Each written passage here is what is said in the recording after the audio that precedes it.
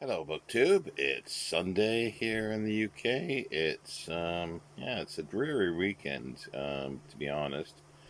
But I thought I'd come to you with over the last week. I've not only received magazines, but I received a couple books, and one yesterday, which I didn't mention, that came in the post. Basically, they're two books collections, anthologies of ghost stories, and the one that came yesterday is quite nice. It's Ghost Stories 36 Spine Chilling Tales of Terror and the Supernatural, edited by Bill Bowers. And it is, let's see here, it's published by Guilford in Connecticut. And it's, uh, excuse me, I'm looking for the date that this edition come out. Looks like 2017. Thought it was newer than that. But no, it's got the usual fare, but it's a good collection, and there's a few that I don't readily recognize, so it was good, and it was really cheap. Again, that was the other factor, and it came earlier. Is this one called Ghost Stories? Uh, Chilling Supernatural Tales.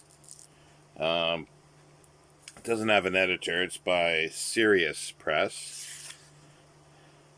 Published 2019. It's it's sort of a cheaper publication. Um, it's just got a square spine, and it's got the same pictorial boards as the dust jacket is. And again, it's pretty well the usual fare. I'm debating. I've got on pre-order one from the same publisher, but it's 1,000 pages almost. But it says it's illustrated, so I thought that might be interesting. And again, these are not expensive at all. I pre-ordered the other one and I got it really cheap, under £10. Uh, this has the usual fare in it. Um, and yeah, so I'll add these to my collection.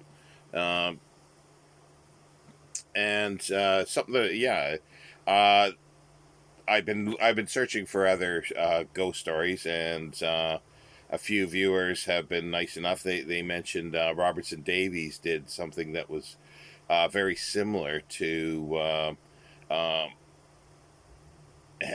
M.R. James reading ghost stories at Christmas at University of Toronto in Canada. Which I'd seen the books before, but I didn't know. I've never really actually read him at all.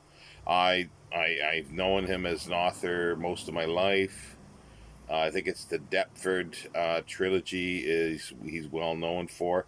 But he taught literature at University of Toronto, and he wound up living in Kingston and possibly teaching at Kingston University of Kingston as well. I remember getting a collection of, his books went up for sale, and there were every yearly sale in Kingston for the Kingston Symphony, in aid of it, and I got some of his books. Very few, but it was mostly his PG Woodhouse collection. Him and his wife were PG Woodhouse fanatics, and I got most of those at the sale, and a few other things that had their name in it and address and so forth, which was quite exciting. But I'm looking forward to getting these two books by him that are ghost stories. So I'm looking forward to that, getting those at some point. I'm looking around for half decent copies because they're out of print now. But also too, another viewer, Michael Moore, who is commentator. He's commented on a number of my videos and others, and he mentioned Amelia P. Edwards, if I was familiar with her. And yes, I was, but only a few stories, and she's sort of anthologized in almost any collection, and she's in both of these with the Phantom Coach, a ghost story, and it's really good. And there might be one or two others, and but I haven't pursued individual writers yet so much from these collections, and that's the next thing I'll do. But that prompted me to check to see if there is a collection of her ghost stories. There is a Wordsworth. There's a collection of her stories. I've ordered it. It's a supposedly new copy from a bookseller. I had it many years ago because I had all those Wordsworth mystery and supernatural publications, but this one's now in a print by them. So we'll see how this goes. There's another publisher that I've stumbled across recently. It looks like it's a print on demand, but it's called Lion Air, I think it is, and they've got paperbacks and hardcovers, and they publish all sorts of stuff. But there's a large selection of horror and ghost stories there as well. But it got me thinking with Amelia P. Edwards, because I never really connected her name with something, which it's weird how sometimes this happens. But I've just read this morning a review in the Spectator that I didn't get, and it's History of Egyptologists by Toby Wilkinson. And it's a little review, it's a few columns, and it sounds like a fun book. But and then they mentioned too, and it's like Amelia Edwards, female archaeologist, and a few others. And yeah, because I'm aware of her, she started, I think, the Egyptian Exploration Fund, and she's had, I think she did a few publications as well, Egyptology. But I never connected her to Amelia B. Edwards. Amelia, sorry, did I say Amelia? Amelia B. Edwards. But they're one and the same. And apparently she's written quite a bit of fiction, and she was well acquainted with Charles Dickens, and wrote for his publication that he edited. And a lot of her stuff was not bylined, or at least it didn't have her name, and it's been confused sometimes with Dickens because her style is similar to Dickens. But yeah, so that's kind of neat. So thanks, Michael, for pointing me in that direction.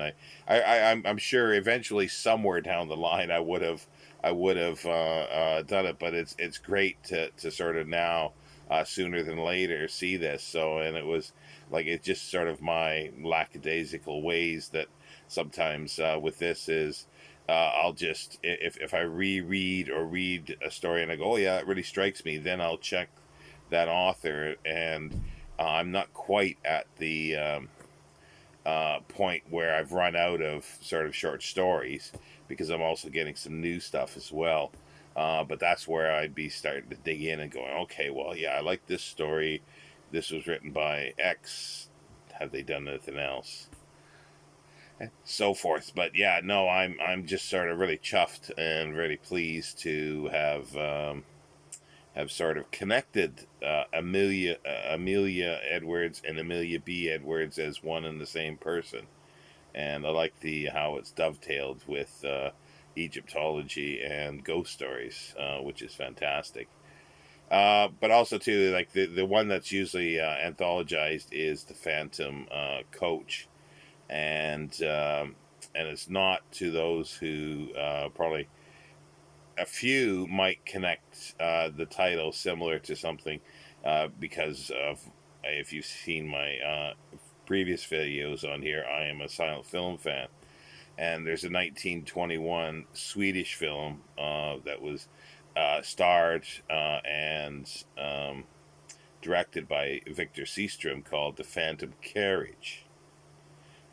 They're two in different things, but they're very close. And I think when I first saw Amelia P. Edwards, The Phantom Coach, thinking, oh, that's the original story. But no, the original story for The Phantom Carriage, the silent film, is Salma Legeloff from one of her novels. Yeah, no, the title escapes me at the moment. Where the story of the Phantom Carriage is that it's on New Year's Eve, that death sort of changes hands, and the new death is appointed for the following year, to go around and collect the dead, and Victor Seastrom's character is chosen. And it's a ghosty type story as well, because his spirit is there, and there's spirit of other people. So it is a ghost story, and it's fantastic.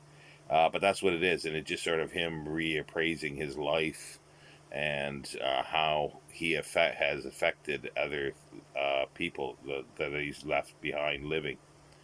But The Phantom Coach by Amelia P. Edwards it's a fantastic, and it fits in with the perfect sort of stereotypical, in some ways, a ghost story that I was mentioning in on a previous video that I don't have it to hand here, I don't think. Yeah, it was that history of ghosts in culture, and the author was saying that it sort of developed into sort of the M.R. James style, which is actually after the Phantom Coach by Edwards.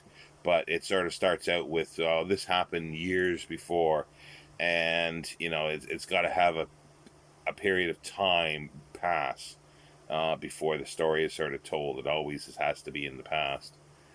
And she takes a male pseudonym as the protagonist, the main character in the story, which a lot of female writers did.